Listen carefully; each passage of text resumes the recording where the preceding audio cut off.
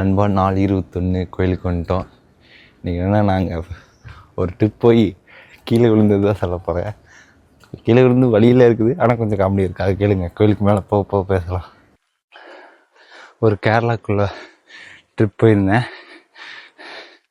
அங்கே வந்துட்டு ஒரு காட்டு வழியில் அருவி போயிட்டு இருந்தோமா. போயிட்டு மேலே ஏறும்போது டைவ் 3 பேர். ஓகேங்களா, ரைட்டில் மட்டும்தான் அடிபட்டு இருந்துச்சு. கோயில் பக்கம் வந்துட்டோம். சைலன்சர் பண்ணு ரைட் காலில். இந்த ஸ்டேரிங் ஹேண்டில் அடித்து ரத்த போல ஊற்றிடுச்சு. கோயில் மேலே வந்துட்டோம். சாமி பாட்டு கீழே வந்தாச்சு. ரைட் சைடில் டைவ் அடித்தோம்.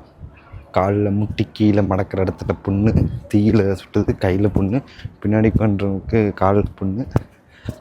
தீயில் சுட்டு புண்ணு ஆறதுக்கு மட்டும் 3 வாரம் ஆச்சு. அப்புறம் ஒரு வாரம் எக்ஸ்ட்ரா லீவு. மொத்தம் 1 மாதம் போல் நக்கின்னு போச்சு. நான் மட்டும் விழுந்தேன் அப்படின்ட்டு அதுக்கு அடுத்த வாரம் ஒரு சம்பவம் ஆச்சு. அந்த கதையை சொல்கிறேன். 1 மாதம் சம்பளம் நக்கிட்டு போச்சாங்க மொத்தம். இன்றைக்கி நம்மளை இப்போ ஃப்ரெண்டு வந்திருந்தாங்கன்னா அவங்க கூட பேசிட்டு இருந்தேன். அப்புறம் வீடியோ எடுக்கல, சரி இங்கே வந்து எடுத்துக்கலான்ட்டு விழுந்து நல்லா தான் வந்துட்டு இருந்தோம். அதுக்கப்புறம் இன்னொரு ஃப்ரெண்டுன்ட்டு நல்ல வேலை லெஃப்ட்டில் ஒன்றும் ஆகலைன்ட்டு இருந்தால் சொல்ல விழுந்தோம். ஏன்னா வண்டி டயர் மொட்டை பிரேக் பிடிச்சின்னு லாக் ஆகி தான் ரிலீஸ் ஆச்சு. டேர்னிங்கு பயங்கர டைவ் அடித்தோம். எந்திரிக்காமல் 3ஆவது உட்காந்து வேடிக்கை பார்த்தா 2ஆவது உட்காந்து 2 பேர் நாங்கள் மட்டும் வண்டி தூக்கி எந்திரிச்சிருந்தோம்.